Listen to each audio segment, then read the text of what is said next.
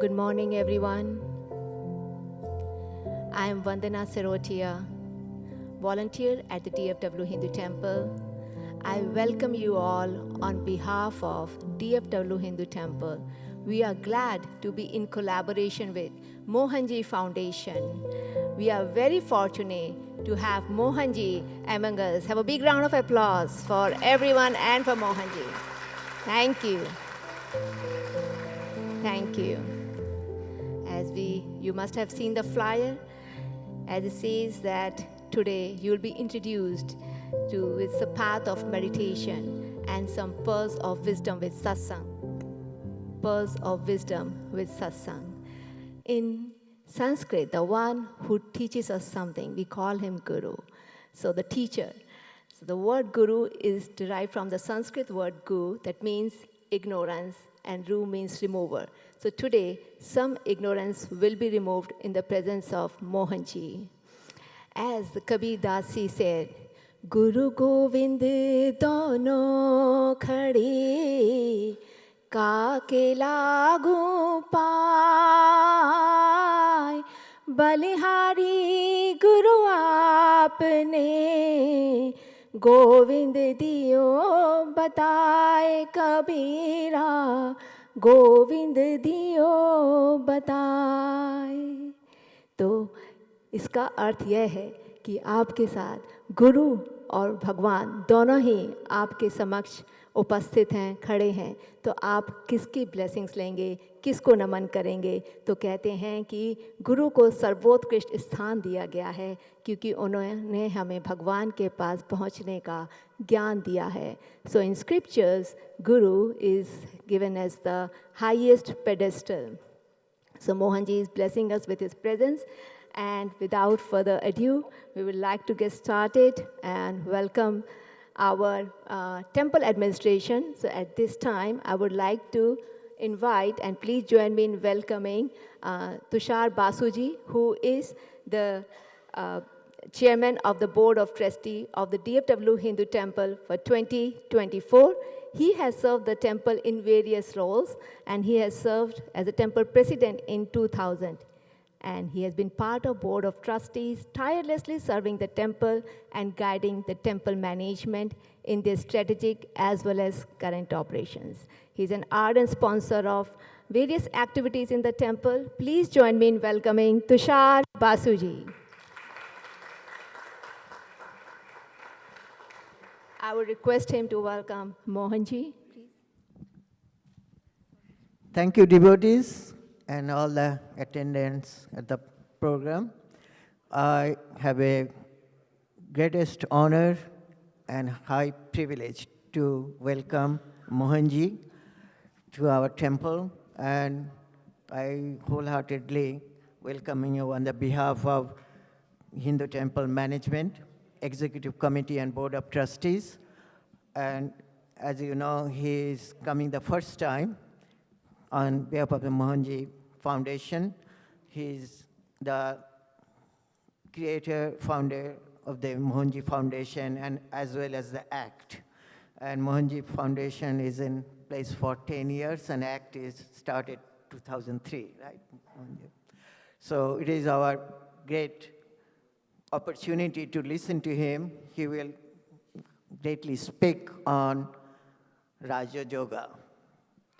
And so without any delay, I welcome him from the bottom of my heart on behalf of the whole Hindu Temple Management to say a few words to all the devotees. And also, I welcome all the devotees to attend this great function, I would say iconic function. Thank you. Thank you, Tusharji. Our president of 2024, Mukesh Wani ji, he could not be here. He's out of town. I would like to welcome our VP1, Vice President 1, Manoj Chopra ji. Please join me in welcoming Manoj Chopra ji. He is an ardent devotee of the DFW Hindu Temple. Please stay on the stage, please. Yeah. He will be the president of 2025, Manoj Chopra ji. Please join me in welcoming our distinguished guest to the stage. For the Diya lighting, I would like to invite Mohanji from Mohanji Foundation.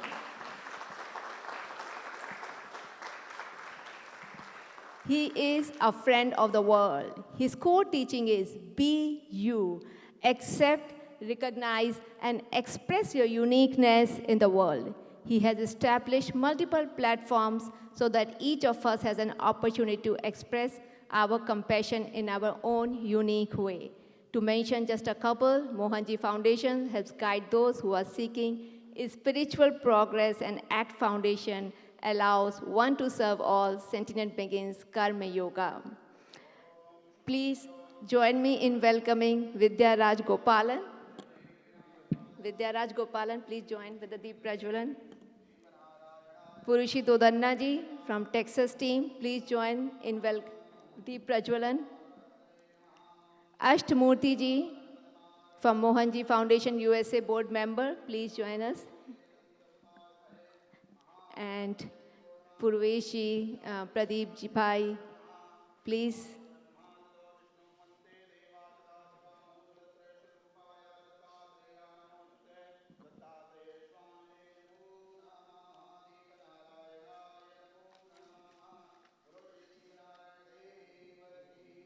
Jai. Jai.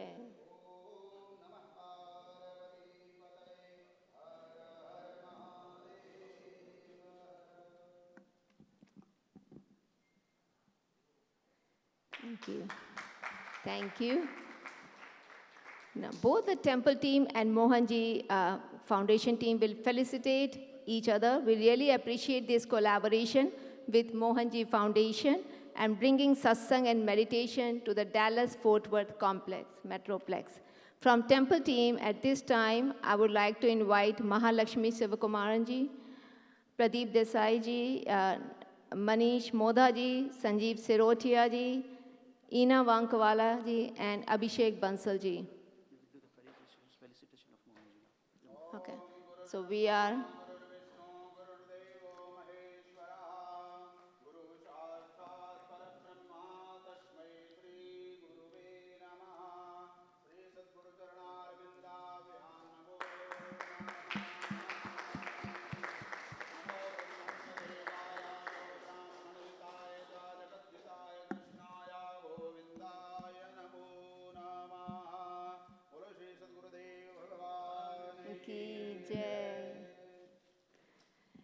Now, both teams will be felicitating each other.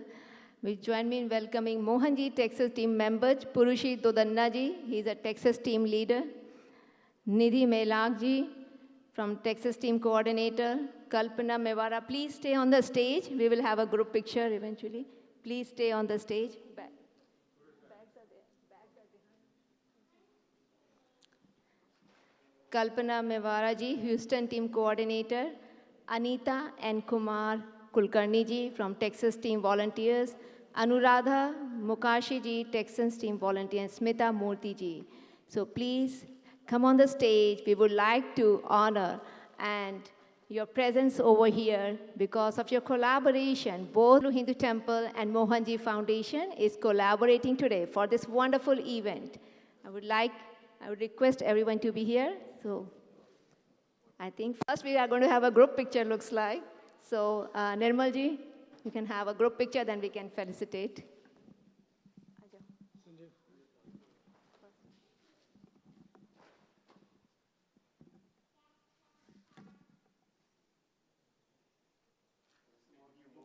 Okay.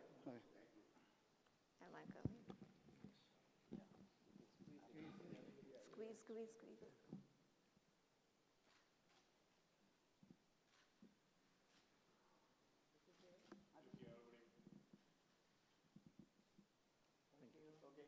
Thank you. We would like to felicitate our team members. Our temple team will felicitate our Mohanji Foundations. Could you please be on the stage? Could you please be on the stage? Mohanji Foundation team members, please.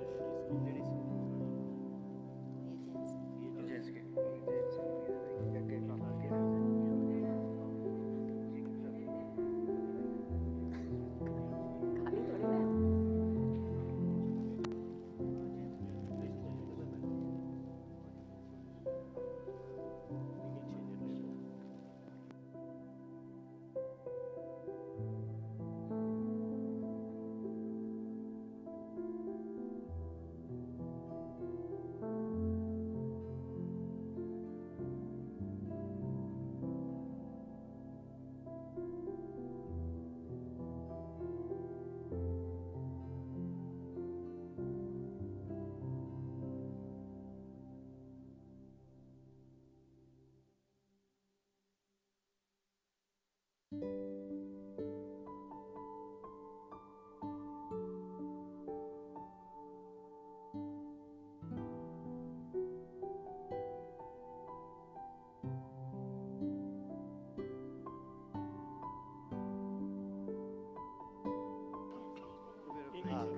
Mohanji Foundation will felicitate and welcome DFW Hindu Temple team members, our administration, our volunteers.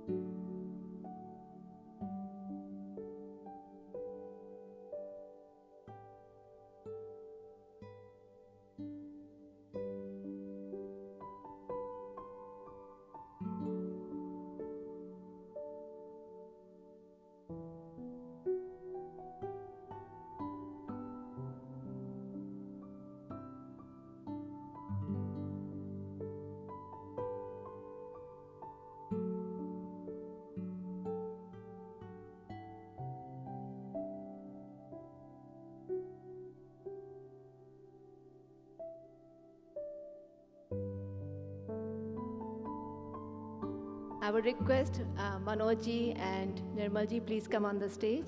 We can have this last big photo shoot before we get off the stage and we continue with our program. Thank you so much for being so patient.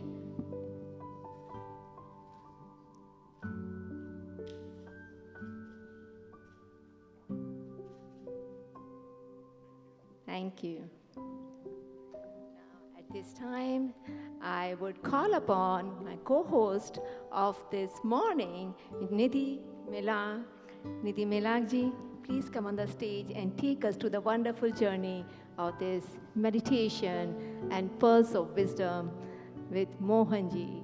So please, it's all yours. Thank you. Thank you.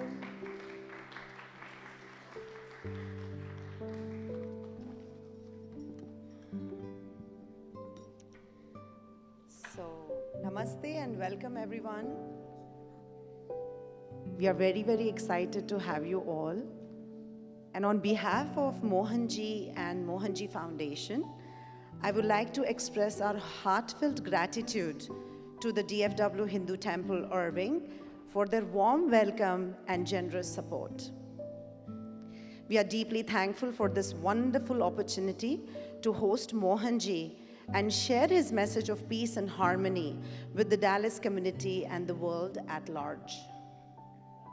Your kindness and hospitality have made this event possible, and we are forever grateful. Welcome once again to the live meditation and insightful talk with Mohanji. Ladies and gentlemen, today it's my honor to introduce to you a beacon of light in our world, someone whose presence transcends the boundaries of ordinary perception, Mohanji. Mohanji is not merely a name, it's a symbol of compassion, wisdom, and selfless service. Mohanji is a humanitarian in the truest sense, dedicating his life to uplifting humanity through acts of kindness and service. His journey has been one of immense transformation and spiritual awakening, leading him to become an unconventional guru, a guide who walks amongst us, sharing his wisdom and grace to help us navigate the complexities of life. But why is Mohanji here with us on this earth at this moment? The answer lies in this profound commitment to aiding us on our journey towards self-realization. Self-realization at its essence is the awakening to our true nature, recognizing the divinity within ourselves and all beings. It's about transcending the limitations of ego and embracing the interconnectedness of all existence.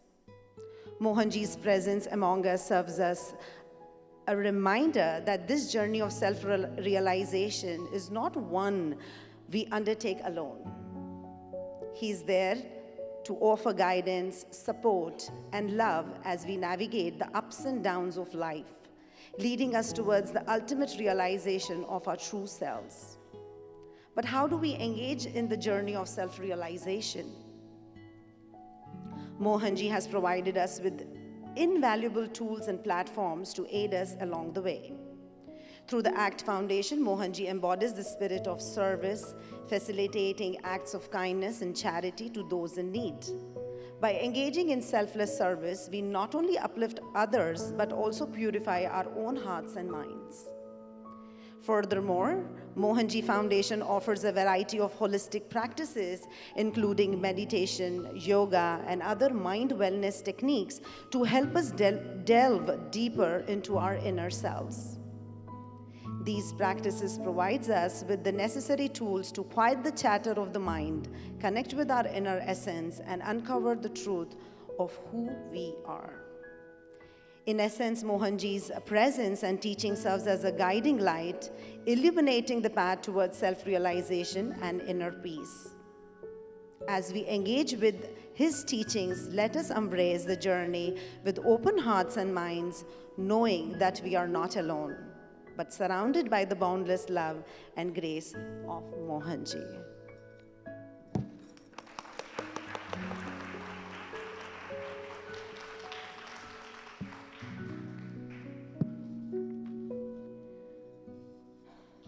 So Mohanji, with your blessings, we would like to begin the program now. Today we are going to host and start our program with the meditation. Before we begin with the meditation, I would like to give you a little bit of guidelines of what we are going to follow. As we all know, meditation is a sacred and a divine connection with oneself, where the source that is outside you is revealed within. It is a journey to explore your inner self, and we invite you to immerse yourself in this profound experience. First and foremost, I would like to ask everyone to mute your cell phones. Keep it on silence mode completely, not even on the buzzing. And then during the meditation, please refrain yourself from standing or walking out of the room. We are going to now close the meditation hall room as well. And if you have a small child that needs to be attended, one of the parent can stay here and the other parent can attend the child outside the hall.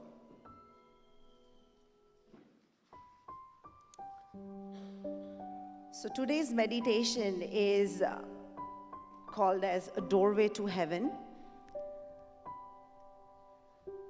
So what is doorway to heaven?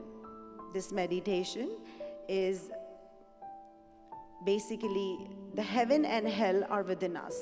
We human beings have to make a choice. When we are in a frequency of being kind, loving, caring, being positive and peaceful, and when we are giving back to the world, doing selfless service and serving humanity, we feel content and happy. We create heaven for ourselves and others around us.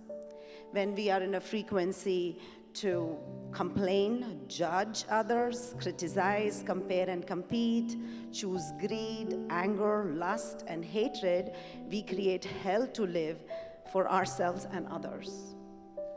Doorway of Heaven is a guided meditation by Mohanji that creates a passage within by focusing on our breath, leading us to the heaven inside. So let's begin. Everybody please come to a comfortable seated posture with your spine straight. You can scoot a little bit on your chair, keeping your spine straight. Relax your shoulders, relax your arms.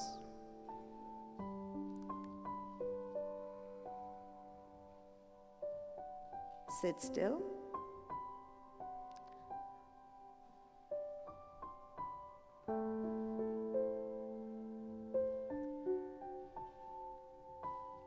We are going to take a deep breath through the nostrils and an open mouth exhalation. One more time. Deep breath in.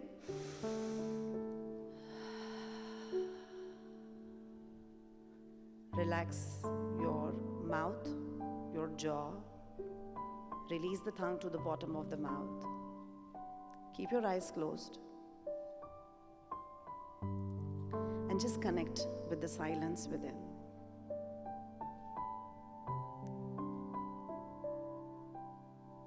We are going to chant the mantra Om, the primordial sound of the universe, together for 3 times. So take a deep breath in.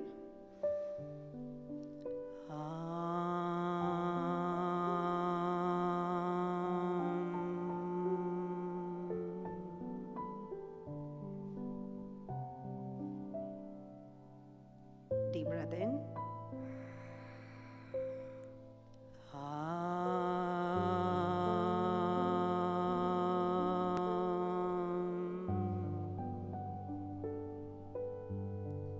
One more time, deep breath in.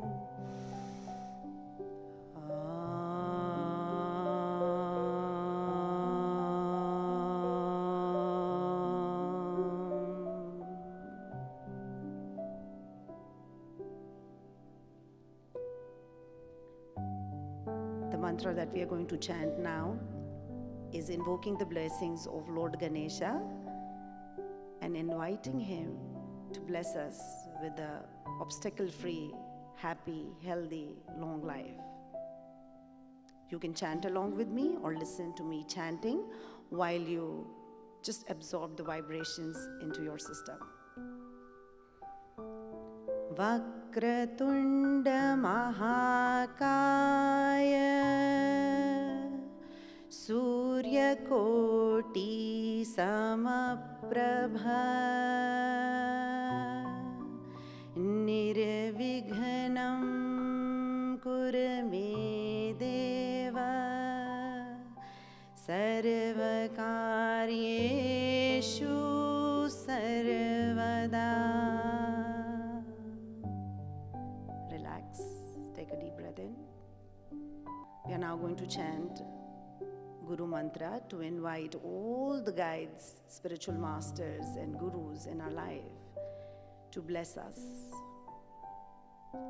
Guru Brahma, Guru Vishnu, Guru Devo Maheshwara, Guru Sakshat Par Brahma Tasmai Shri Guru Ve Namah.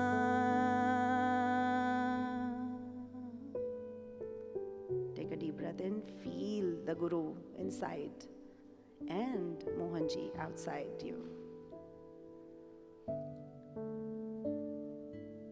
The last mantra that I'm chanting is invoking the blessings of our Brahma Rishi, Guru Mohanji, with his Gayatri mantra.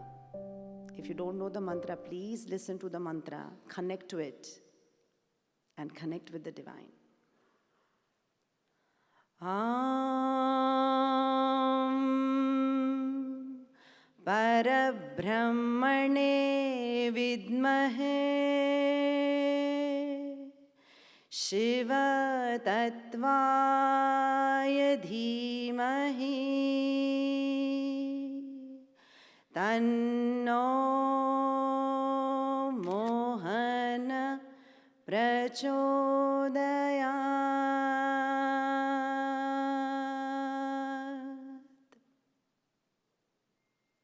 Take a deep breath in.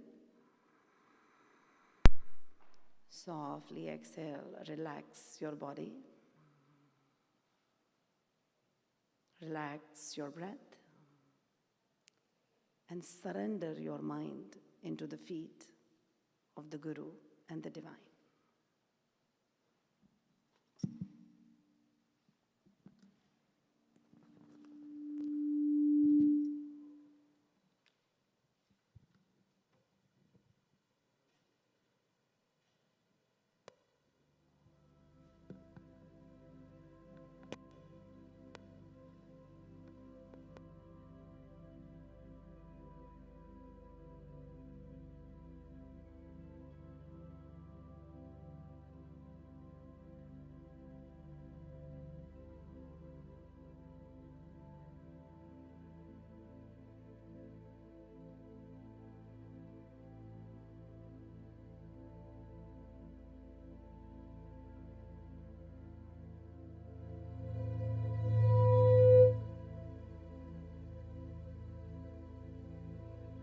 Keep your eyes closed and spine erect. Start breathing deeply from your stomach. Take a deep breath from your stomach all the way as deep as you can and breathe out.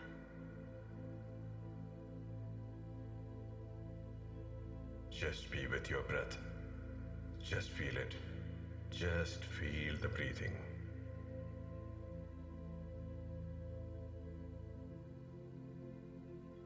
Deep breath. Inhale.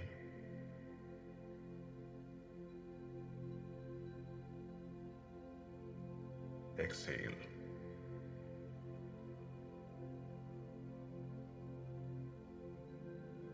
Inhale.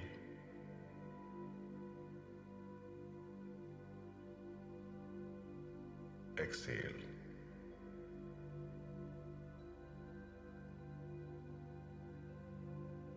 Inhale.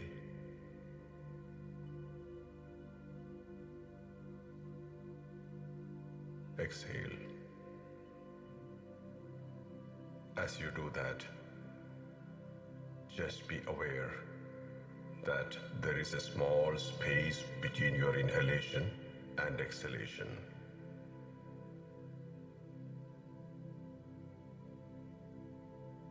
Let's do it this way. Inhale.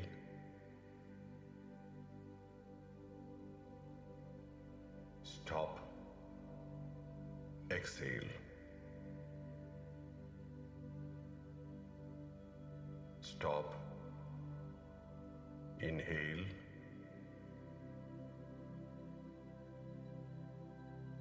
Stop. Exhale.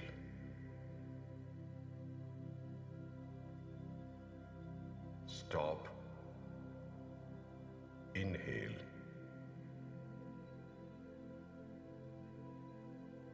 Stop. Exhale.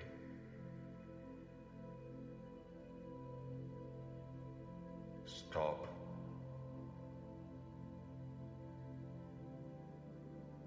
Keep doing that deeply, as deep as possible, naturally. Don't strain yourself. No stress, no strain. You're just being your breath, enjoying it, flowing through it.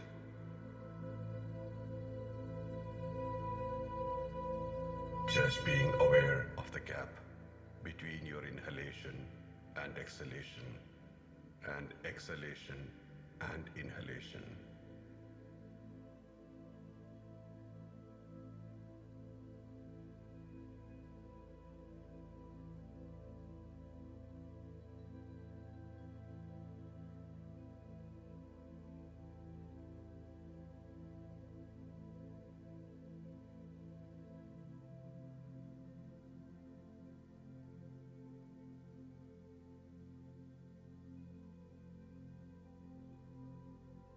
Do it effortlessly, freely.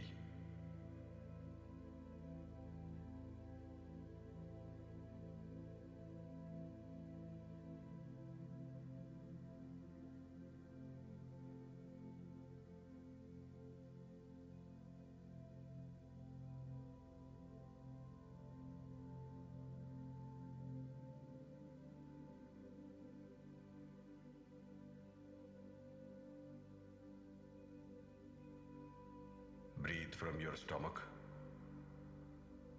No shallow breathing, deep breathing.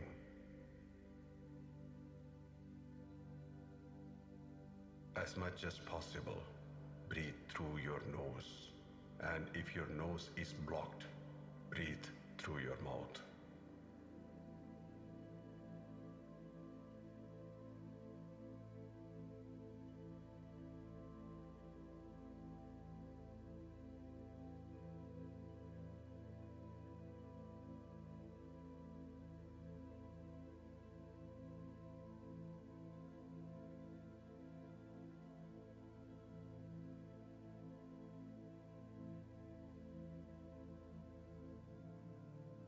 Just be aware of the gap between your inhalation and exhalation.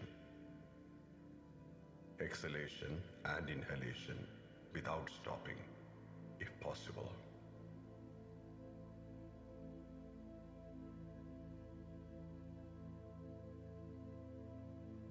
If you cannot feel the gap, stop and breathe.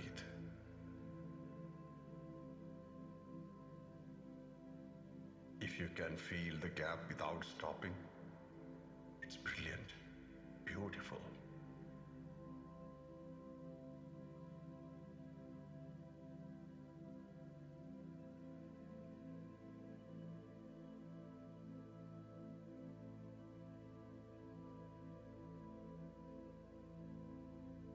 Please watch.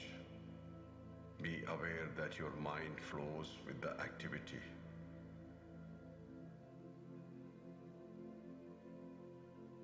The mind flows with your inhalation and exhalation. At the same time, our focus is on the gap between these two.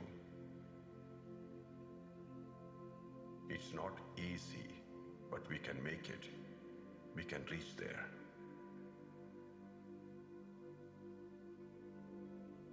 This is called the doorway to heaven.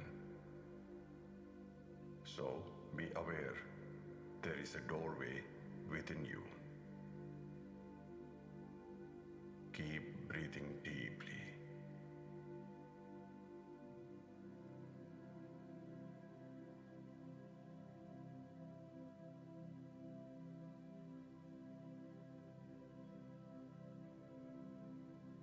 If you cannot be aware of the gap between your inhalation and exhalation spontaneously,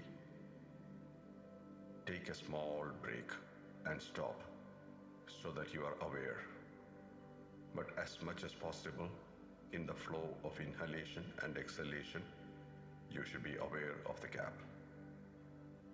And between exhalation and inhalation, both ways.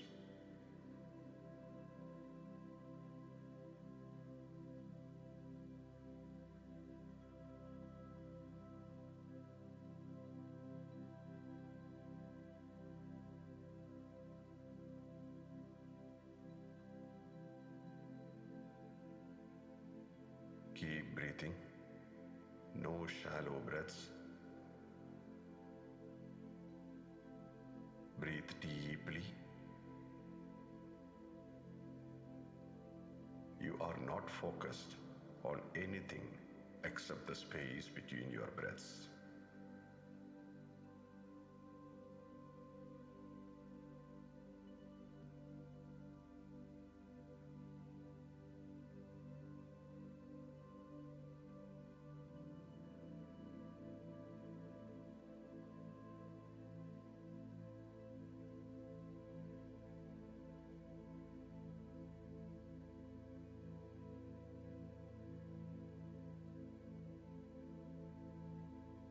Identify the doorway to heaven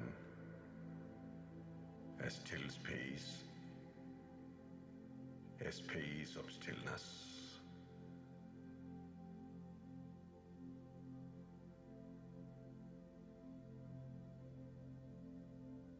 That's a beautiful space.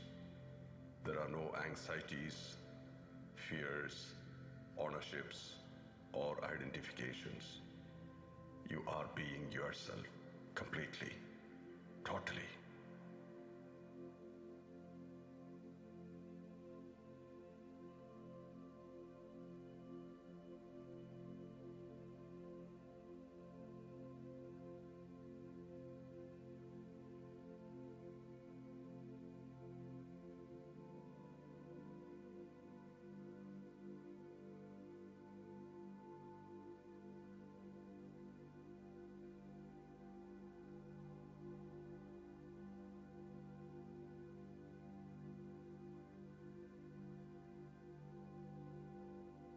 When you are concentrated on the space between your breaths, feel the activation happening across your body in various parts. It's releasing the tensions. It's releasing all blockages. Slowly but steadily, you are being free.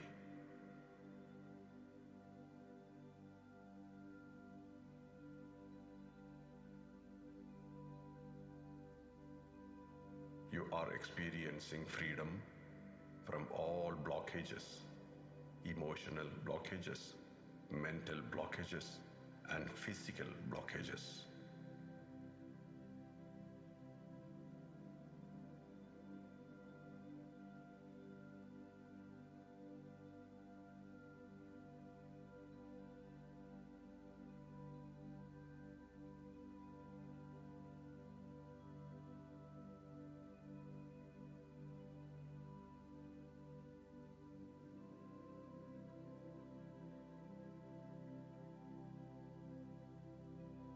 The breath holds the key to your freedom.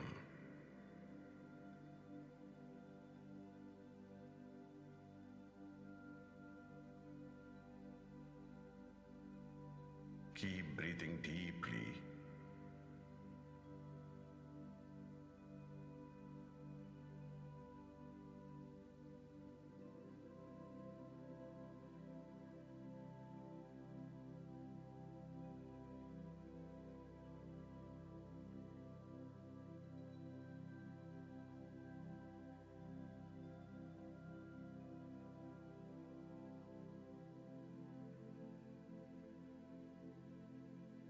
Be aware of the space between your breaths.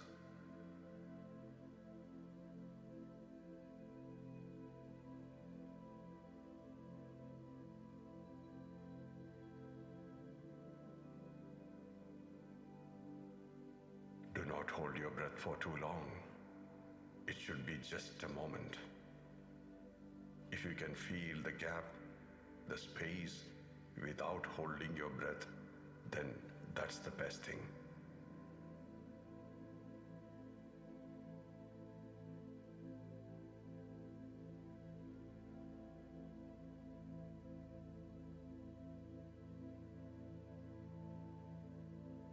It may take time. Don't be in a hurry. Just experience this. Keep breathing.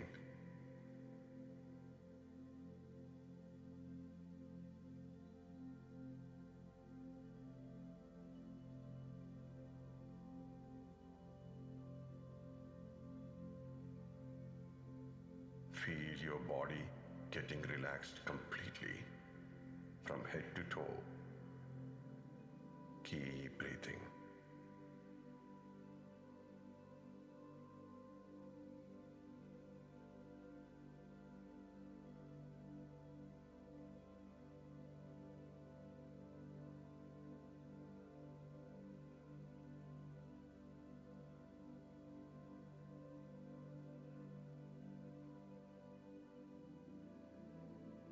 When thoughts are happening, bring the attention back to your breath. Thoughts will come, but you're not worried.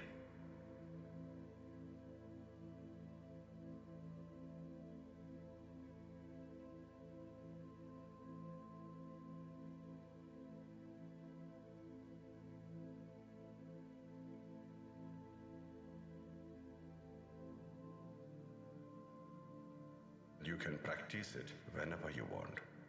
Whenever you feel stressed, you can practice it. Now gently rub your palms. Make them warm and give the energy to your eyes, your face, and your whole body 3 times.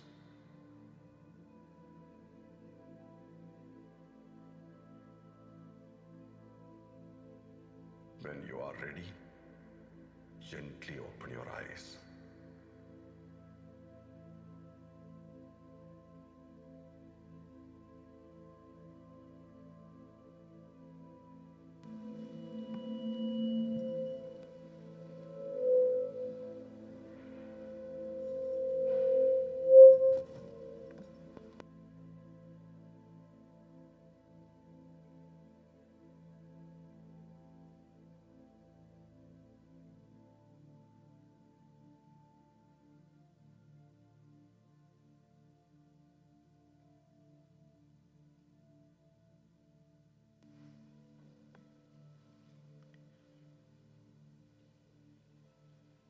We are now going to chant the last mantra. Loka samasta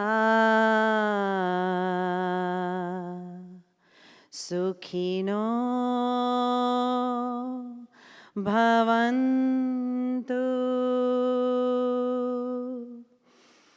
Om Shanti Shanti Shanti.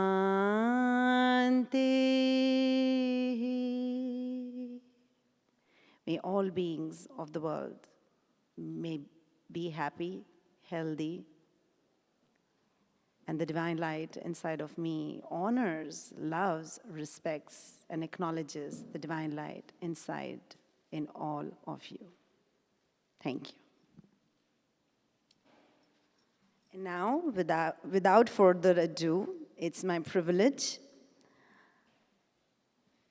to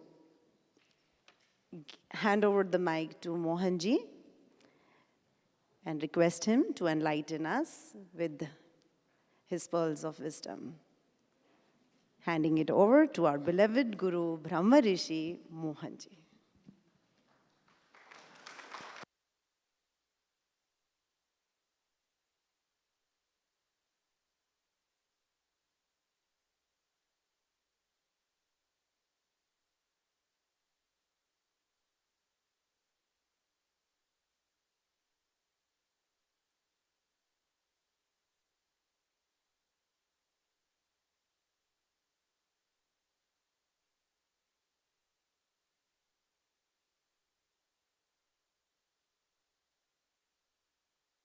This program this morning, connected to Mohanji Day in Texas, in the city of Frisco and county of Collin. This is as much as I know. So thank you for being here. I think we have about 1 hour, right? So the basic tenets of Raja Yoga, I think most of you know this, we have been discussing this, but some of you are new, so I would like to remind you what are the basic tenets of Raja Yoga, the path which I follow, which is from Lord Dattatreya. Lord Dattatreya is a perfect avadhuta. When people asked him who he is, he said, I am just a worshipper of nature. And they asked him, how can we find you? He said, look into the nature. What you see is me. So that's the beginning of our path, or the fundamental of our path. Being nature, being natural. It's not easy to understand because we are always conditioned to be something else. All the systems condition us to be something else. So it's not easy to understand that there is a nature inside us. We have our own nature, our own character, constitution, relevance, duration, everything, and beginning, end, all things. And when you stabilize yourself in your nature, you are supremely powerful. The moment you try to become somebody else, something else, already you are weak. So this is one of the fundamentals of the path which I follow, the Datta tradition path. The first step is self-acceptance. You don't have to accept anything else apart from you. But if you do not accept yourself, you don't accept anything, or you don't have anything.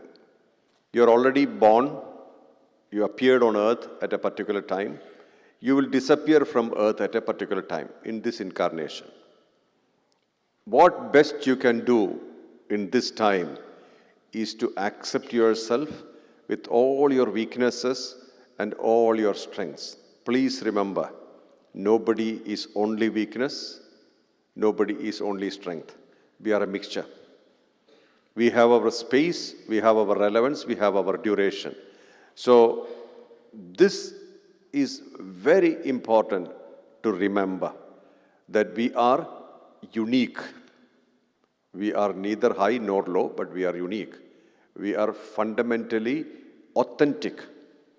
And if you really want to express authenticity, you have to be 100% you. And that doesn't mean that everybody accepts you. When we try to make everybody like us, accept us, then sometimes we are filled with the disappointments.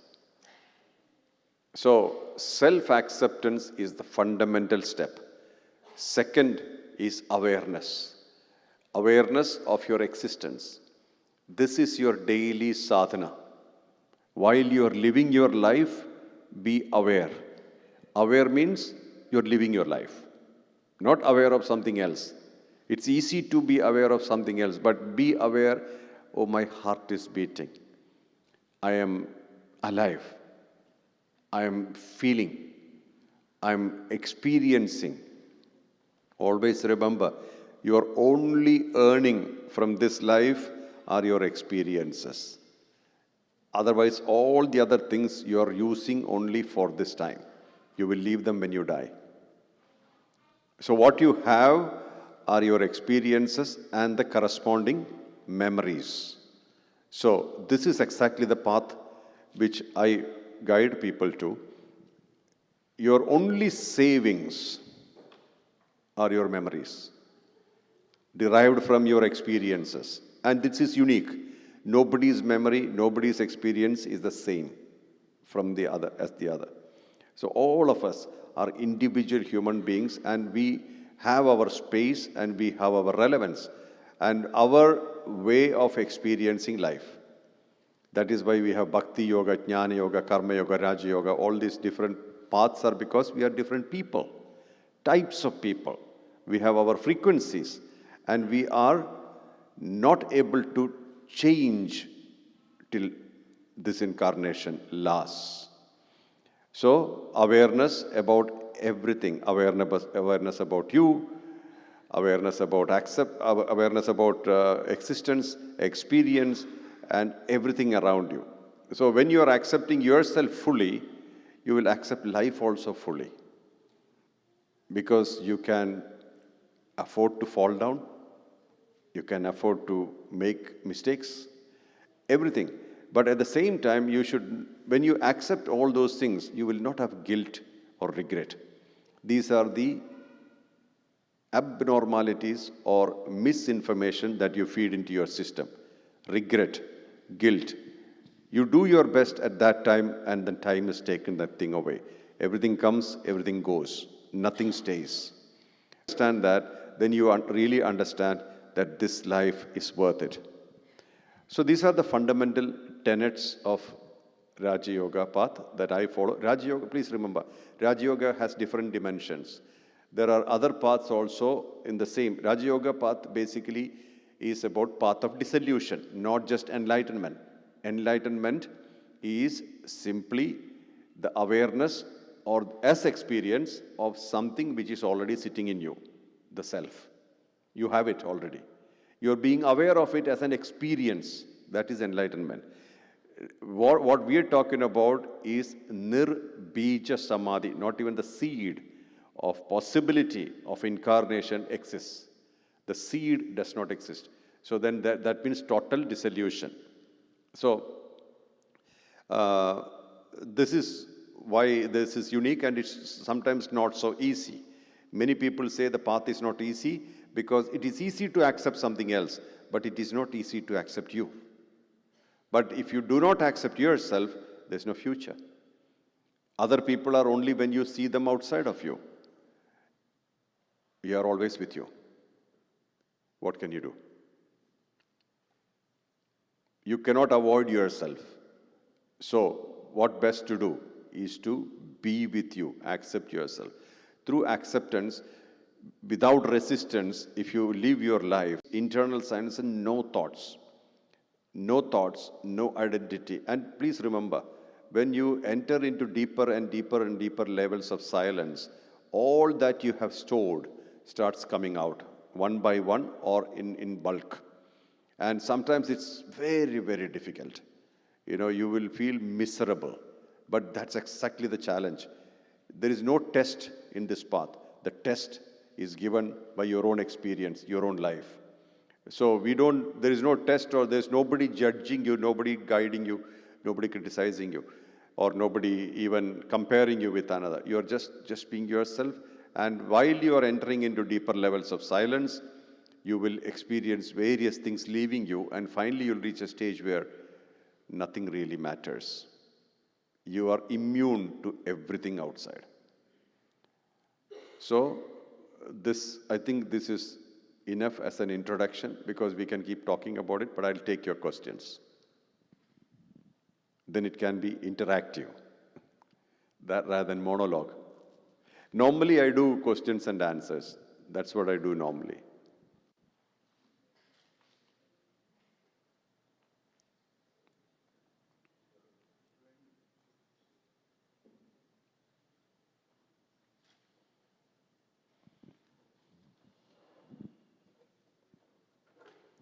You need a mic, this one?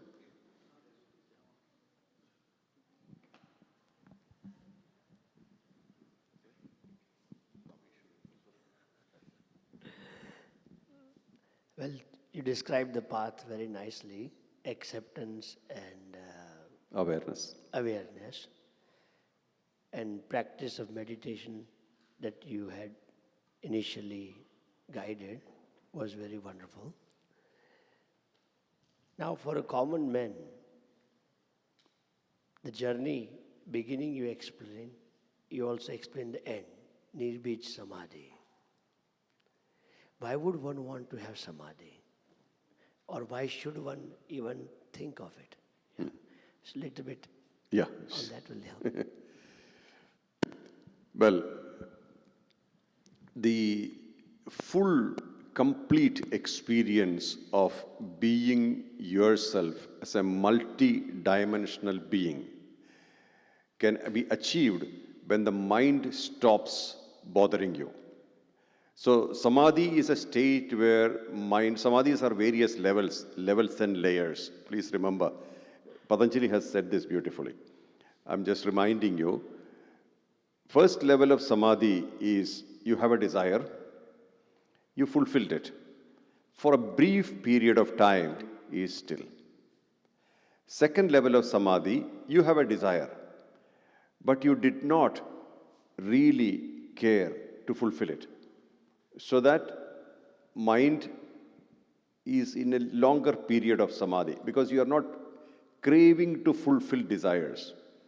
Not suppression. This is not suppression. This is not, you don't want it. You're not craving to fulfill, you're not trying to fulfill. Second level of samadhi. Third level of samadhi is that because you are not fulfilling them, the thought itself stops coming.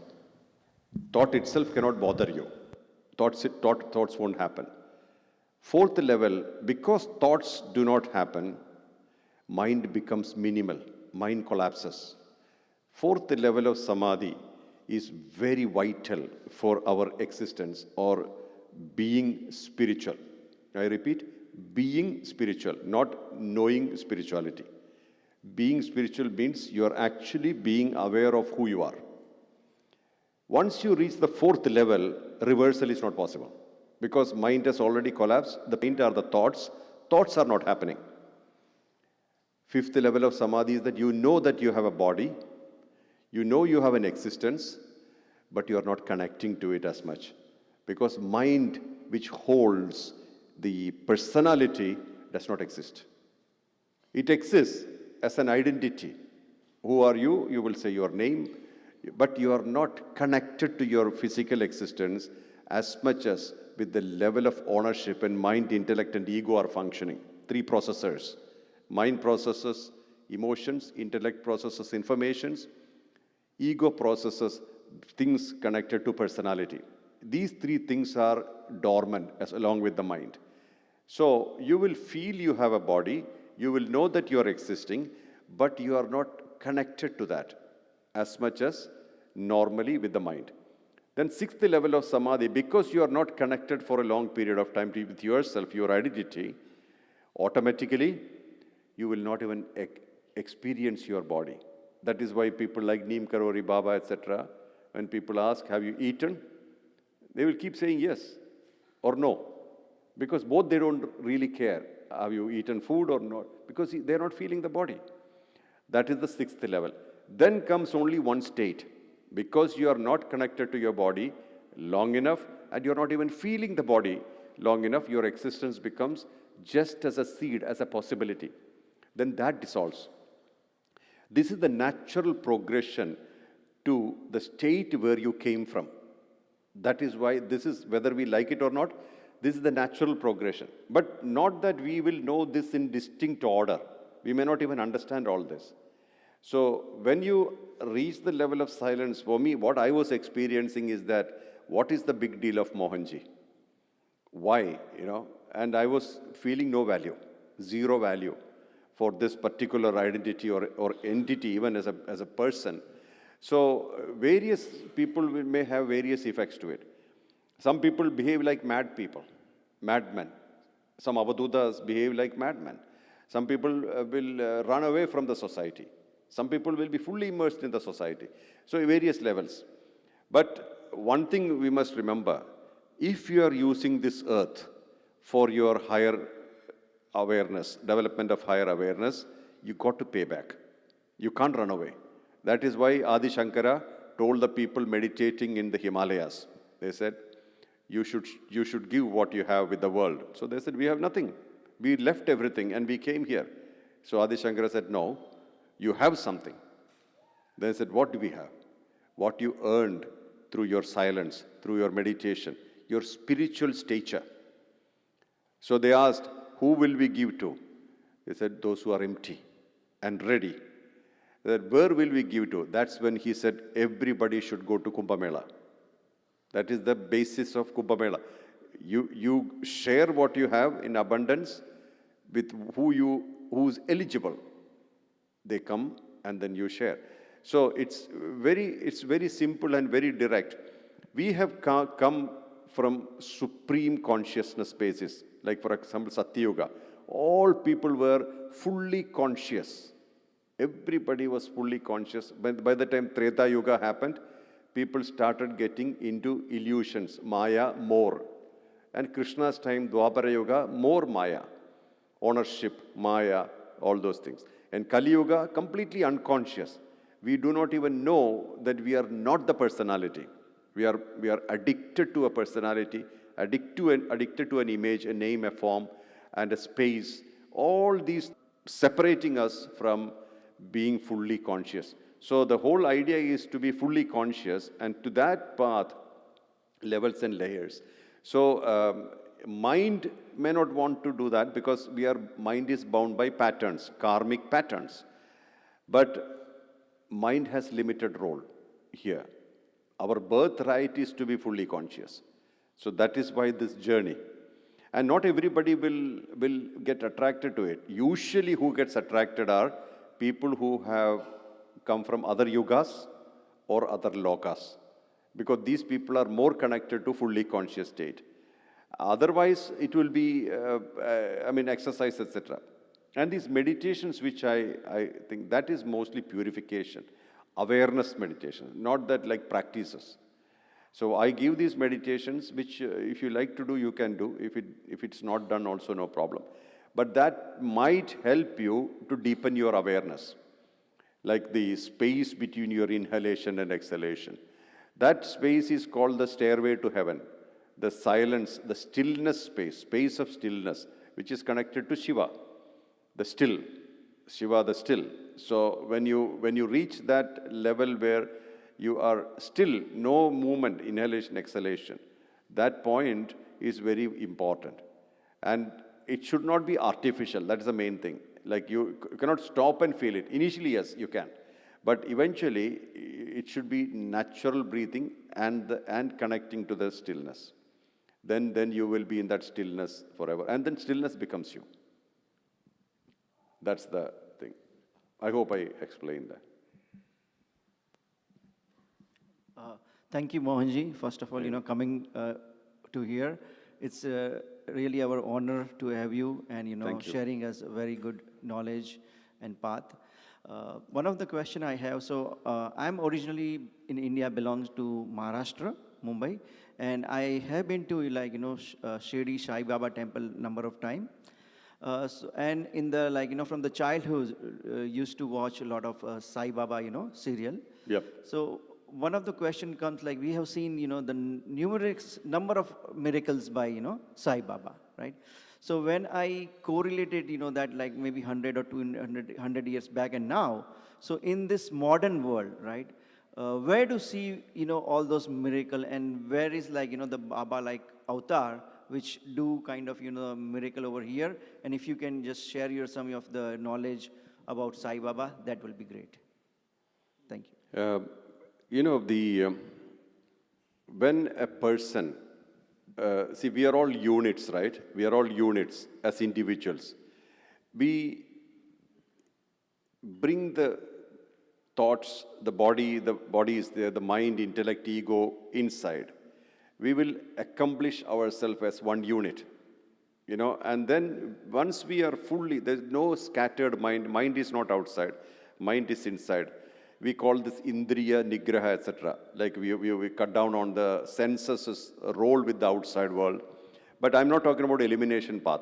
But when you contain yourself within, body, mind, intellect, ego, together, along with spirit and soul. See, life is a marriage between the gross and the subtle, the sthula and the sukshma. Sthula means body, mind, intellect, ego. Subtle are spirit, the moving energy, and soul, the subtle energy, the still energy. When they come together, we call it life. When they separate, we call it death. This is the whole story about our life. So in this thing, the transition is from feeling the gross less and moving into subtle more. So when a person moves more and more into the subtle, and he only experiences first the moving energy, the Shakti aspect, then the still energy, the source aspect, that person is an established master. He has established himself within. That is the unit level of establishment. And then you see the same everywhere. All that is walking, moving, not walking, animate, inanimate, everything has the energy reflection and sourced from the source of stillness. Then you feel that you are everything. That expansion happens. So most of these masters we talk about, they have already been expanded while they are living. Expanded means their consciousness is spread all over. Even if a dog is hungry, you will hungry because you are connected to everything. Not just connected to the physical body, but connected to the entire universe. So that is why Bhagavan Nityananda was telling his people what Gandhi was discussing in London, thousands of miles away, without any connection of mobile phone or internet or anything. That is because your consciousness is there. You are not separate from anything. That level, a person leaves the body, he never leaves. He cannot leave. The person still remains. Because the unit is still there in the canvas as the universe. Because then there is no death. Once you go beyond your body and you're spread all over, that's natural also. Your only job is to bring the scattered into you and establish, settle down inside. Once you settle down long enough, there's no other way than expand it further. Automatically, you don't have to do anything to expand. So such a master is Sai Baba. That is why 100 years later, he's relevant. Now, miracles. Miracles has its root in surrender. How do you surrender? Like Hanuman surrendered to Ram. Hanumanji surrendered to Ram, knowing fully well who's Ram. He told also, I choose to be your servant because I know you are walking consciousness. I am also walking consciousness. But in this role, I prefer to be your servant. This is exactly the awareness of the disciple to the Guru. Like here, what Sai Baba said was, you leave your mind with me. If you want to give me something, you leave your mind here, but don't look back. That means park your mind here. That's exactly what Hanumanji did. Hanumanji parked his mind at Ram's feet and let it be. And then he got Ashtasiddhis and Navanidhis. Supreme powers happen when you are parking your mind in consciousness. This is the whole point. So the connection has much more effect than practice. So when you are deeply connected to your master, knowing fully well who he is and not deviating, you attain the highest. Story of Deepaka. Deepaka connected to his guru when guru was in bad shape. Guru was having his skin disease and problem, and the blood was coming, pus was coming. That's the time when Deepaka connected deeply. And Guru was in a very foul mood. He was abusing him all the time. And there was no food. And when he begs and brings food, Guru will throw it away. This is the food you're giving to your Guru. And what happened? Lord Shiva himself came to Deepaka and said, I'm impressed by you. I'm impressed by you, the way you're serving your Guru. So how did that happen? And then later Mahavishnu came. Then Guru said, I know Shiva appeared to you. Even if you do hundreds of years of penance, Shiva will not come. And Vishnu will not come. But both of them came to you. And what was the claim for that? Connection to the master. Serving him completely. Sai Baba asked the same question. What will you have from me? So when he said, even I'll have a piece of bone that you throw away, that's fine with me. Then Baba gives himself while living. So now, so many people are connected to Sai Baba. It's growing, it's expanding, and people are having that experience.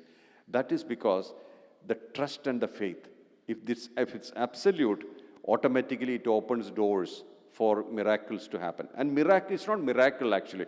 It's all connected to your eligibility. And what blocks that eligibility is the mind. We don't believe in it. We don't believe it will not happen. Like for example, Dattatreya is equal to abundance. But how many people of Dattatreya actually experience it? They pray to Dattatreya as a guru. That's okay. That's fine. But if you believe Datta is abundance, abundance is part of you. Everything happens. So this is exactly how we perceive. The whole world around us is how we perceive. If you perceive the world as abundance, you are abundance. If you perceive the world as lacking things or lacking something, that's what we experience as well. So life rotates around it. Now, the other part of your question was stories of Sai. What was the? I have experienced quite a bit. In fact, basically Baba made me. I was working in shipping business and I was very happy with my job, money, salary, things were fine, quite good. But it was them who told me you should go and speak. I wasn't ready because it took 6 or 7 years to go and settle down in silence. And once you settle down in silence, all the noises are far away. You know, the world is as it is, but you have nothing to do with the world. It's a very peaceful state where nothing affects you. You are working, you are doing your thing, but you are completely immune. And from that position to the place where you got to talk to people, it was very painful initially. But he moved me forward. But I'll tell you one experience of how Baba holds your hand. I was coming to Canada first time. And because of some people talking, see, the thing is that people sometimes are very unkind to you.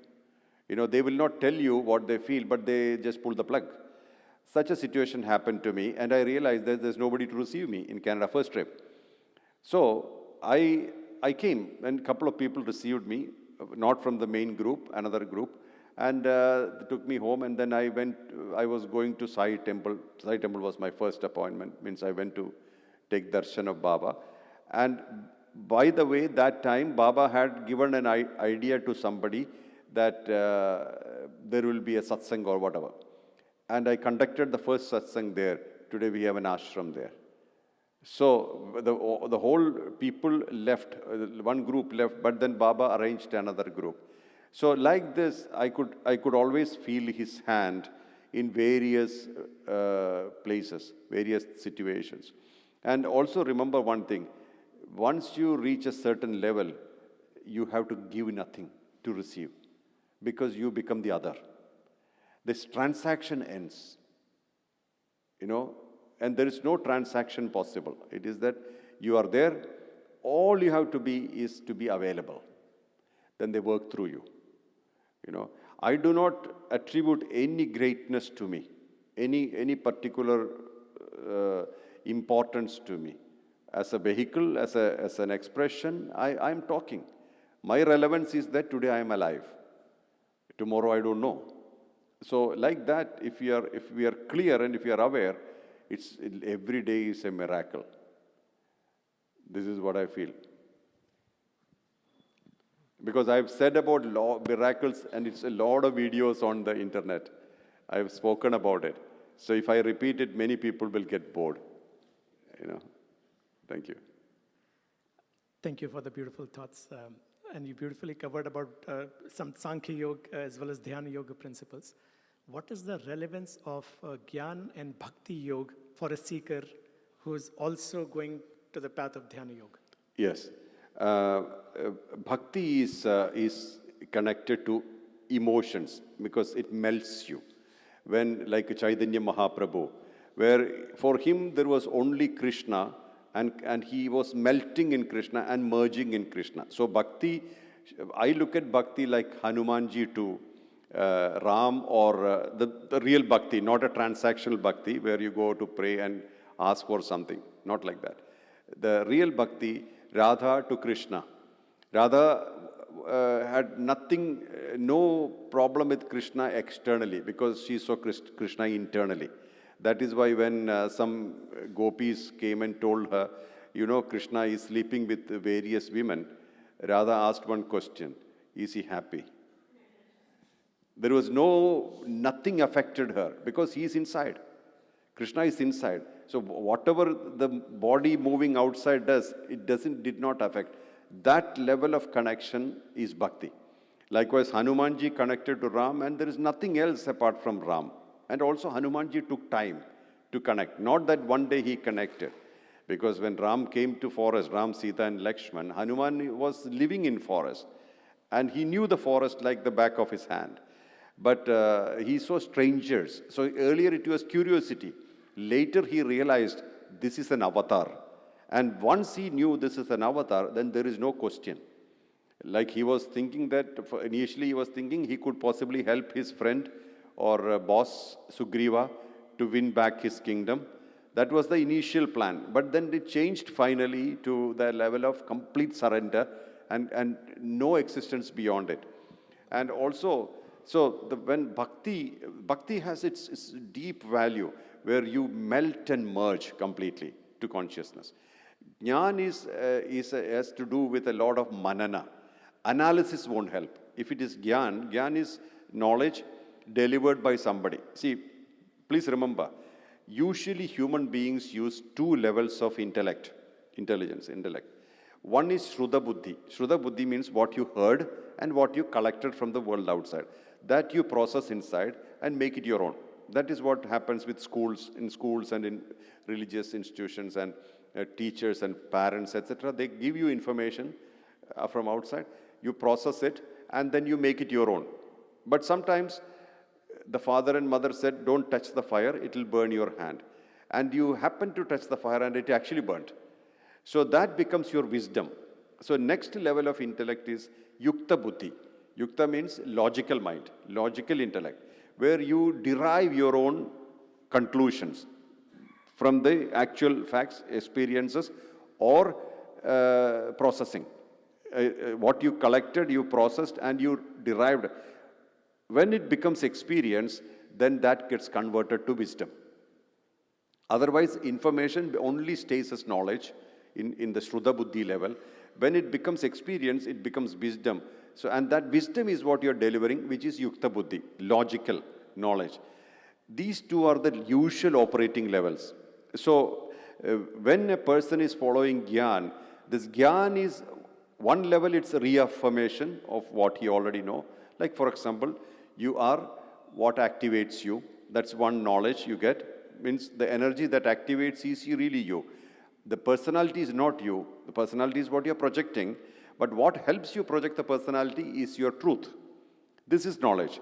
Now, until you start experiencing that, oh, this energy is moving, and energy is projecting me into the world, and that's what the people are connecting to, but I have nothing to do with it. I'm beyond the personality, projected personality. This is wisdom, because you are experiencing that aspect. Normally, knowledge is that something is in me, the energy is in me, like the electricity is in the light bulb. Electricity is in the light bulb, so you get light. The same electricity goes to your television, it gives you picture. Same one goes to air conditioner, it gives you cool wind.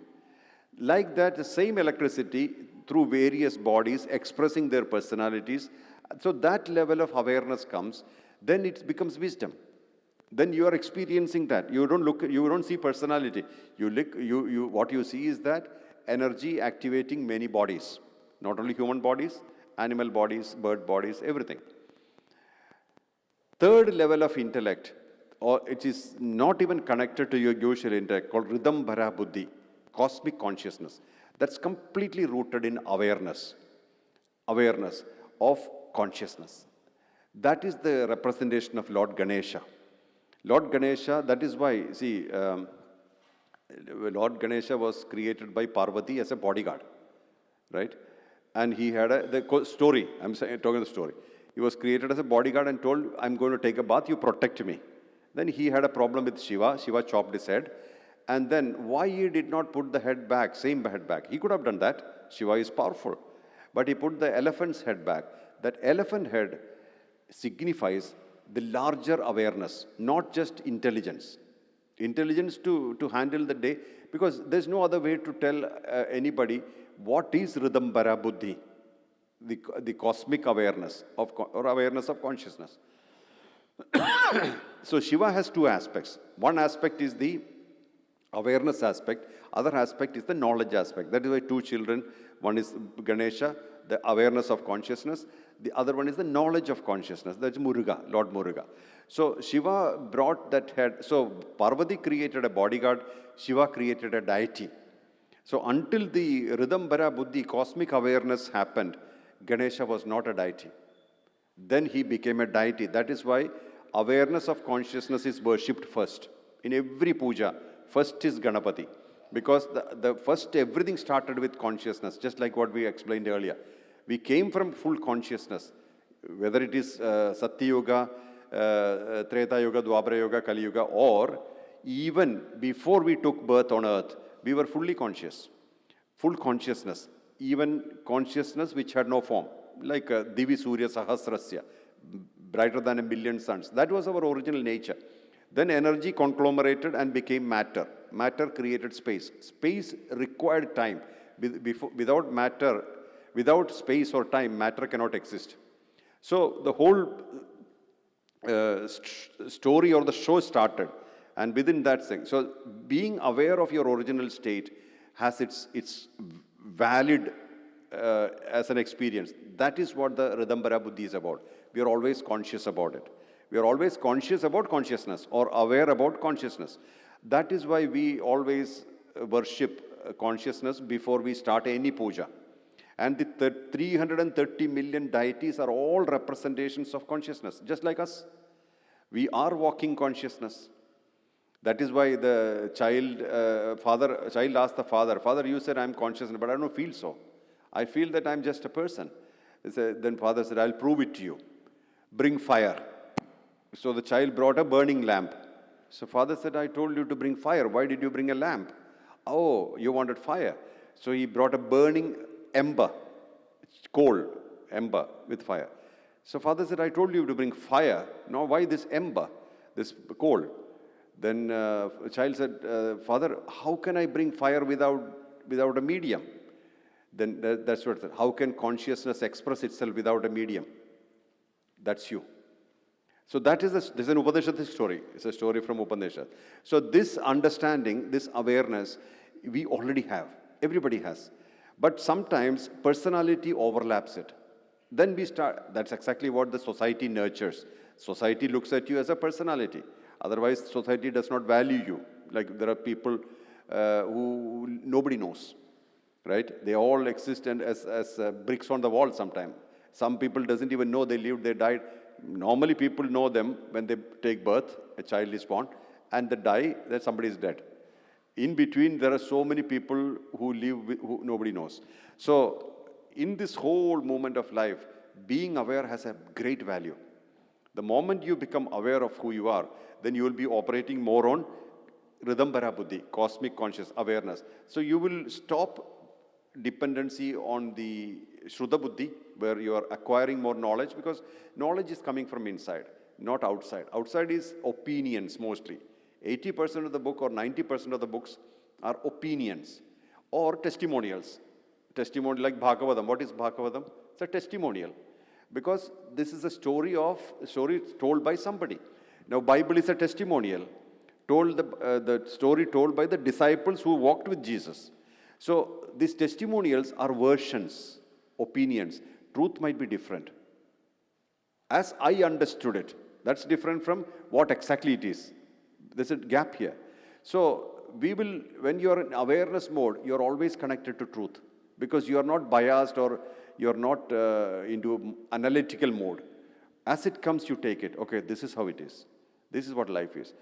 I have a time of birth, I have no control. I have a time of death, no control. Events of life, no control. Incidents, experience, no control. If you're sick, even if it's a beautiful day, you will feel sick. You will not feel good. So everything is relative to the situations, your presence at that time, your awareness level. So society can be anything, but how you connect to the society, that's how the society is for you. This understanding will stabilize you. Then you will start accepting everybody. Okay, they are all going through their life. They are all searching in their own way. All their paths are right. Not just mine. I found something through my path, but another person finds through another path. This is all correct. Then the Shrudha Buddhi thing and logical analysis, both will have no value once you start operating in awareness level. So this is the transition that we all go through. Everybody goes through to a level of awareness. I hope I answered that in a bit more elaborate way, but this is important to understand because when you look at things, you see differences. There is bhakti, there is jnana. A jnana yogi will never understand a bhakti yogi. He will never sing and chant and dance. And he will say, crazy people, what are you doing, making noises? But for a bhakti yogi, this is vital. When they sing and chant and merge, that gives them ecstasy. So we don't expect everybody to understand everybody. It doesn't work that way. And that's fine. That is how the creation has happened. That's the uniqueness of creation. Everything has value. Namaste, Mohanji. Namaste. Does being in awareness help us in making decisions better? Decisions happen. It's not we are making decisions. When you say we are making decisions, mind is involved. And mind takes decisions based on your past experiences or collected information. But when experiences, when you are always aware, your decisions happen. Or in other words, you flow with things. So what you have to do will happen. The right thing will happen at the right time. It is happening like this, even now. But we become more aware of it, and we will respond rather than react. So I factor gets lesser and lesser and lesser. And then you become the flow with time. It's a smooth flow. Through happiness or sorrow, we will not be worried about both, because nothing stays. Happiness also moves, sorrow also moves. Life doesn't stagnate ever. But our mind stagnates with things. That is why we keep sorrows more within us, or fears of sorrows within us, than the states of happiness. Because everything is moving. The moment you start witnessing it like a feature film on the wall, it's all changing, and we are responding spontaneously, like a feature film sometimes gives us emotions, feelings, comedy, tragedy, melodrama. Like that, life is going through various situations. But nothing is yours, nothing is permanent. Whatever is impermanent is not yours. They come, they go, they give you experience. Sometimes it stays as memory, as impressions. Impressions then goes around and comes as desires or fears or everything transforms, everything changes. And then it comes as a thought, first level of creation, expression, second level of creation, or action, third level of creation in the diminishing order. Many thoughts, fewer expressions, still fewer actions. This cycle gets repeated over lifetimes. That is why I always say, life, what is the opposite of life? Life. Life has no opposites. Birth has opposite, death. Life never ends. Through lifetimes it goes. That is what we call karmic pattern. If you take the last 50 years or 50 lifetimes, or if you are going to take more lifetimes, usually the pattern will be the same. That is why the liberation aspect is very important. You have to get out of the patterns. Because pattern, how do you know the pattern? How you are handling life now. Just look at it, you will know what is your pattern. They repeat even in this life. Connections or relations, or your thought process, your fear factors, they are all connected to your pattern. And each one, how it comes and how it interacts, how it expresses, they all tells you what is the ingredient of your pattern. So one thing you feel when you are connecting deeper and deeper to the Shakti aspect in you is that you will be terribly fearless. Come what may, bring it on, no problem. You are not afraid. The moment you are not afraid, most of the things vanish. If you are afraid of anything at all, even in your relations or your relation with the society or your thought process of daily life, all these things are rooted from your karmic pattern, from birth till death. So that's how the whole format works. So when you are fully connected to the operating level of you, which is what is activating you, then you will not feel fears. You will be happy every day, even in sorrows. So that when you do not resist your sorrows, they also go. When you resist something, it stays. When you accept things, it comes and goes. Acceptance doesn't mean that you're looking forward for it. Whatever comes, whatever destiny brings you each day, accept it. Like for example, 1 year ago, you did not know that you will be meeting me here today. So time brings situations, time brings connections, time brings various things, or in other words, destiny brings them. And while you get it, be with it. And once it's gone, another situation. Each day brings a different situation. And also we are evolving. Also remember, each day, waking state has an effect, dream state has another effect. These two are very important states because both give you experience. Deep sleep state is equal to your death state. You don't know whether you're a man or a woman. You don't know whether it's Dallas or Paris. You don't know nothing. Then you wake up in the morning, you again come back to your old waking state and all the identities, all the things. So these three states we are experiencing each day in 24 hours. So we are all these things. In other words, we are not just ordinary. We are a multi-dimensional expression of consciousness. So when we are unitized, when we believe we are the personality, we are limiting ourselves to the emotions or the emotional factor, that small circle. And also this is how it is. See, when I was practicing, I started practicing silence. Initially, every sound used to bother me. I continued practicing. And please remember, I was working in a company at that time. My time was sold for money. I was not only practicing this, but early morning, 3 a.m. to 8 a.m., I used to practice every day. And that time, initially, the cat crying outside the house, I was the head of a country in a company, so I had a 3-bedroom villa. But nobody was bothering me inside the house. But outside, the dog barking, cat crying was bothering my connection, that silence aspect. After a while, I could hear the sound still, but they are like in another place. Like, for example, I'm sitting in Dallas, but the sound is coming from Washington, D.C. Means not in the neighborhood. After a while, the sounds are like in another world. So then onwards, you are like in a bubble. Nothing affects you. You are fine with anything. Whether people respect you, disrespect you, love you, hate you, no problem. That's when you become so stable. That's what the Raja Yoga path is about. Stability is your birthright. You are stable. When you are stable, your dependents are stable. When they are stable, the society is stable. Like that, the stability should spread. So this stability is very vital while you live, so that you can have complete experience of your life. And please remember, nothing is right, nothing is wrong. Nothing is good, nothing is bad. The moment you start discriminating them, you will never get out of it. You go back to guilt and regret and the usual churning. Nothing is right, nothing is wrong. What is right for you may not be right for me. That is how life is. The food you like, I may not like. That's exactly how life is. That you must accept. This is okay. So we have no conflict with anybody. We have no conflict with anything. We are what we are. And it is not like aloof or indifferent or even depressed to that level. That you're floating through life. There's nothing to really do, nothing to be, nothing. You're just living your life as freedom. Please understand, freedom means society may not understand freedom.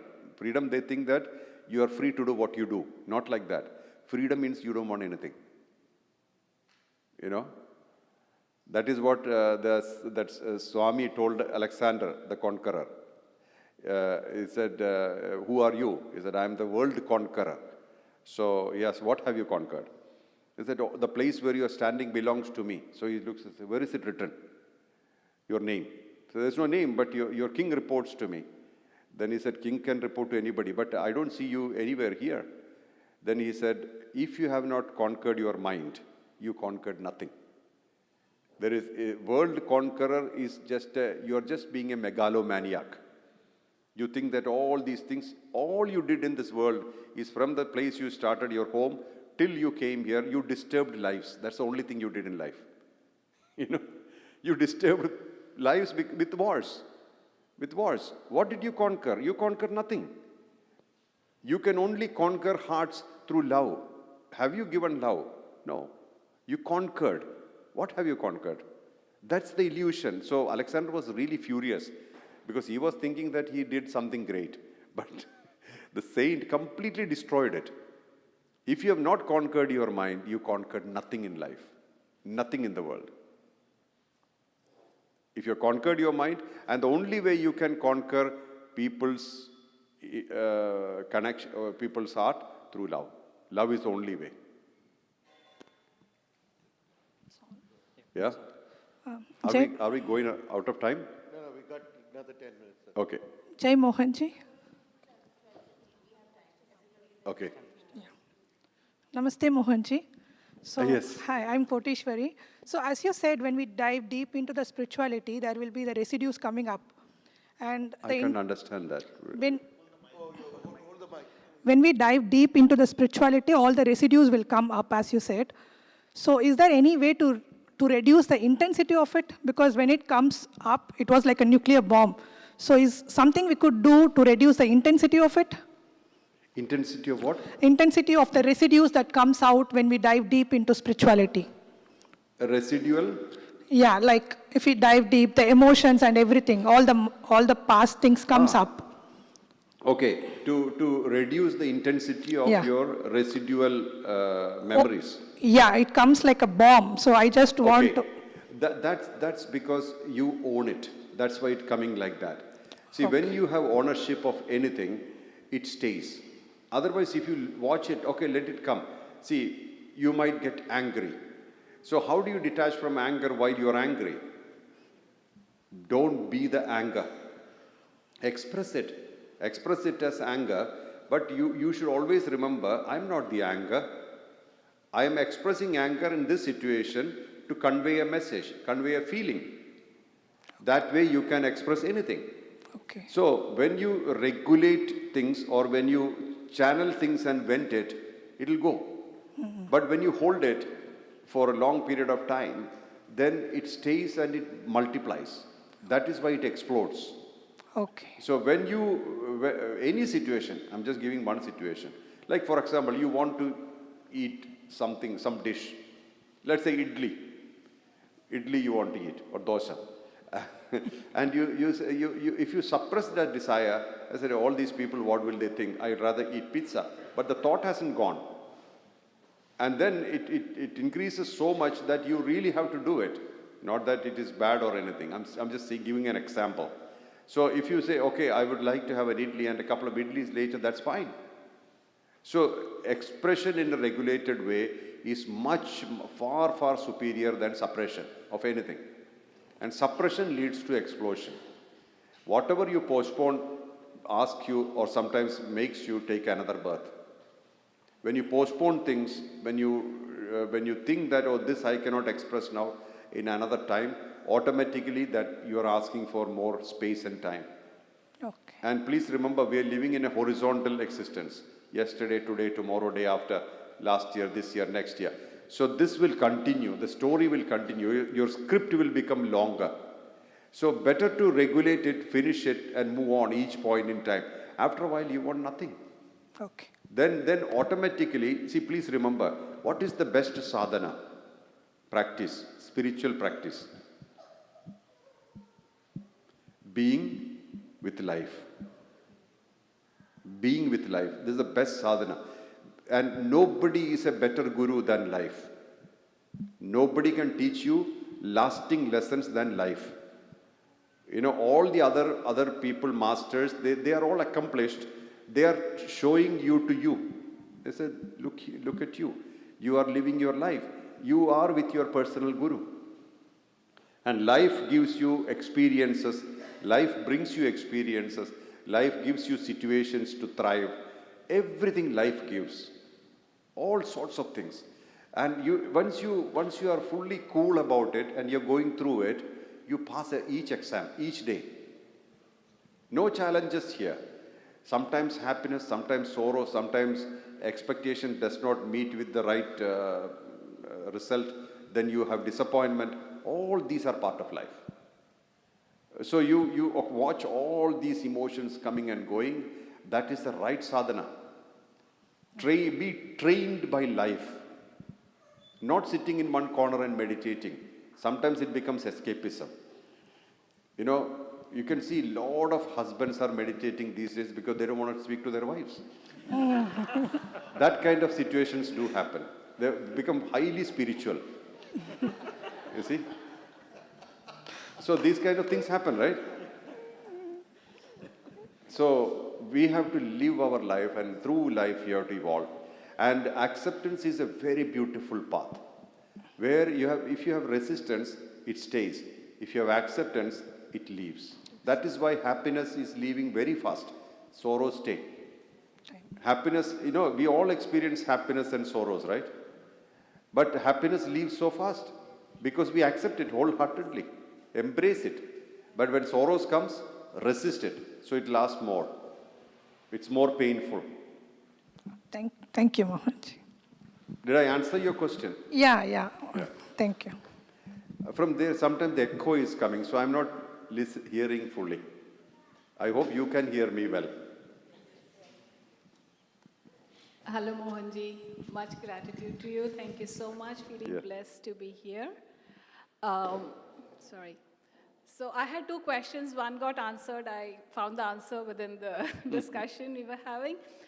So my question is, like, I was seeing a video of yours a few days back and about true self, how to be with your true self.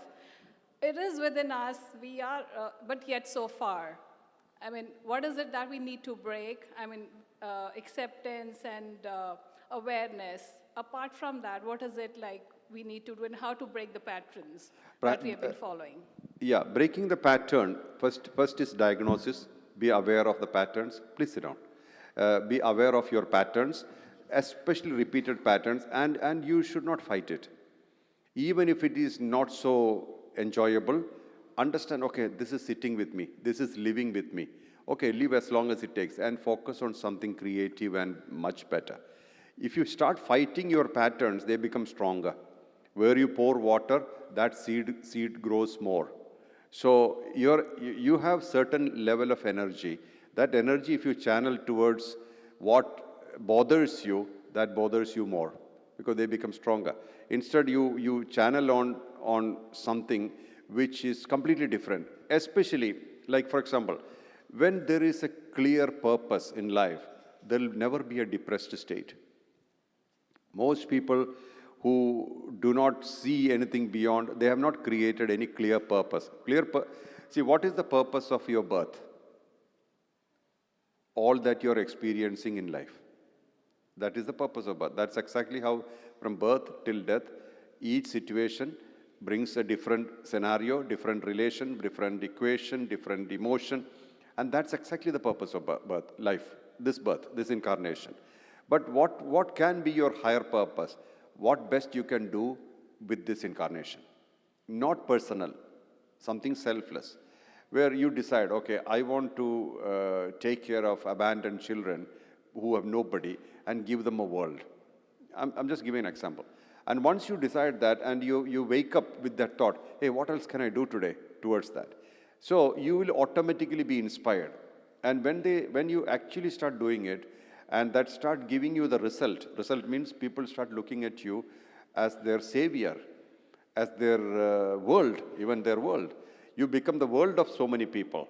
You start living in their hearts. Then your self-esteem is very high. You feel very rich.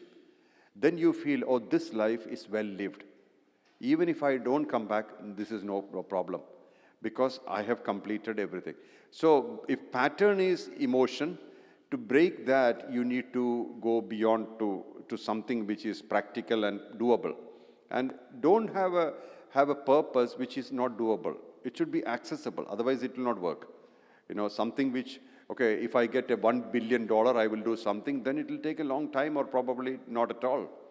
So it's important to do things which are very reasonable and very, very much doable for you within your capacity. Always remember these three levels. One is tamas. Tamas is inertia, laziness, no inspiration, no plan, no purpose, nothing. That is how most people exist. Even if you take a day, 24 hours, 3 p.m. to 3 a.m. is tamasic time, dense time, dense, non-creative. Mostly it's like energetically not supporting, it's dense. Then 3 a.m. to 6 a.m. is the sattvic time. Sattvic time is the subtlest of possible time. That's when the temples open normally around that time. All the religious worships all start then. Because that time you are fully, you're asleep and you wake up and then you are fully with the subtle energy and then you can connect to something subtle, like God. Then comes Rajasic time, 6 a.m. This all approximate. Don't take it exactly 6 a.m. it shifts. It could be 6:05, 6:10, 6:20, no problem. So 6 a.m. Then Rajasic time. So in activity, if you take, Tamasic time is laziness, procrastination, that kind of thing.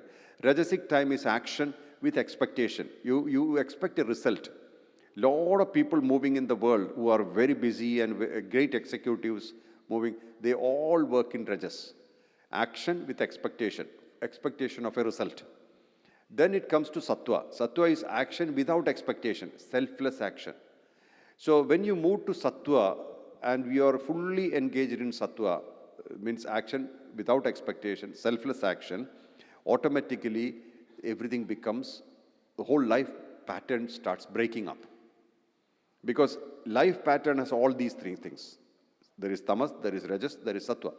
But it starts breaking up automatically because you are focusing more on sattva guna. We all have every gunas. All these things are sitting. But what you are charging up or you are energizing is the sattva. So the other thing starts dropping off. And then even if you fall down in frequency, you will start rising up because you develop that taste for being sattva. That is very, very easy to break up. That is why people who are with a guru, who lives with a guru, they are always in sattva. Because if you have an expectation, guru will kill it. Guru will chop the head of the expectation. If it is action, selfless action, you can stay with the Guru. And Guru always shifts the goalpost. So you got to be always alert, aware, active. So that you have no room for tamas. There's no room for procrastination, laziness. You are always alert, aware, and active. And the moment you develop expectation, Guru will kick it off. So you have to continuously operate in Sattva-guna. That is why living master's presence has great value. Not everybody can achieve that, but it really, really keeps you on the track. Clear this one? Thank you. I think we are done with all the question and answer round thank now. You. Thank you. I hope you are not bored with all this kind of things. Thank you so much, Mohanji.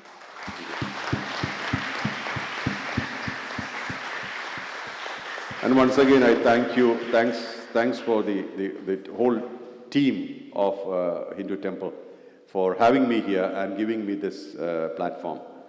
From the depth of my heart, my sincere gratitude. Thank you. Thank you.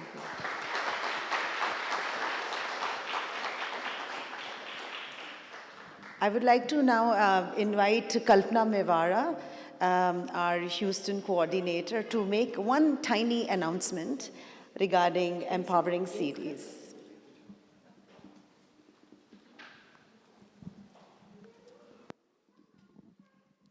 Thank you, Nidhi. And Mohanji, do I have your blessings to speak a few words? Everybody here, you've just heard Mohanji. And, you know, every time I think of my guru, I get very teary-eyed because I don't know where to start. Ever since I met Mohanji, my life has transformed. I'm not going to get into detail, but the reason I'm here is during COVID, Mohanji blessed us with a program called the Empowered Program. Very briefly, I will tell you what it is about. It's about moving from an unconscious living to a more conscious living. And what completely got me, or floored me, or hooked me, however, whatever vocabulary you'd like to use, when Mohanji says, turn your sorrow into purpose. That completely blew my mind and helped me to change my course or my path. Now, the Empowered program has 4 modules. Module 1, 2, 3, and 4. And once you complete those, and we move on to Empowered 5, which, you know, words are not enough to really describe what Empowered 5 is about. You have to experience it. And as you heard Mohanji say, it's all between birth and death. It's all about experience. So we have here today 3 trainers. There were 44 trainers selected in Serbia who were trained and guided by Mohanji. So we are about to start in the US. We are planning the dates, which are going to be announced very shortly. So if anybody would like to join and be a part of the signature program, trust me, I said words are not enough. You have to experience it. And as a trainer, no matter how many times I go through each module, it's never enough. I always learn something new. So we have Lorianne, we have Vidya Rajagopalan, and myself. If anybody is interested to know about this program, we'll meet you at the back. Please come up and ask us any questions. We'd love for you to join this program. You have to experience it. So thank you. Thank you for giving me a moment. Thank you. If you guys would like to take blessings of Mohanji, you can come and line up over near the stage on the left side. But keeping one thing in mind, when you are approaching, you can bow down, but please do not or refrain yourself from touching his feet. Thank you so much.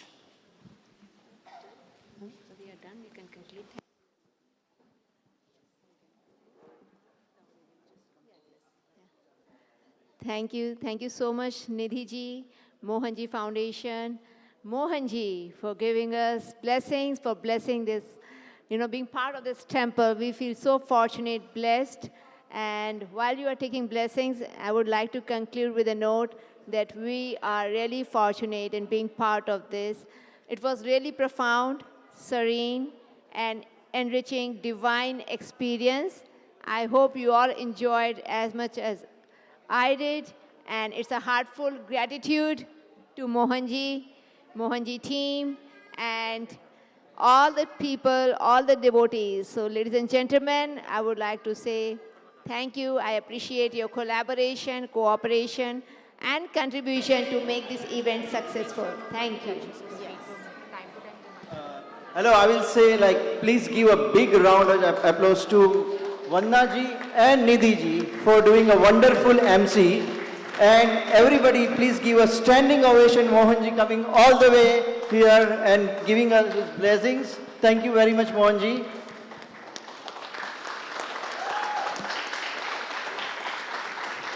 We are now going to stop the live that's been presented all over the globe, so we can stop the live streaming. Thank you. And after this, we also have, delicious Mahaprasad.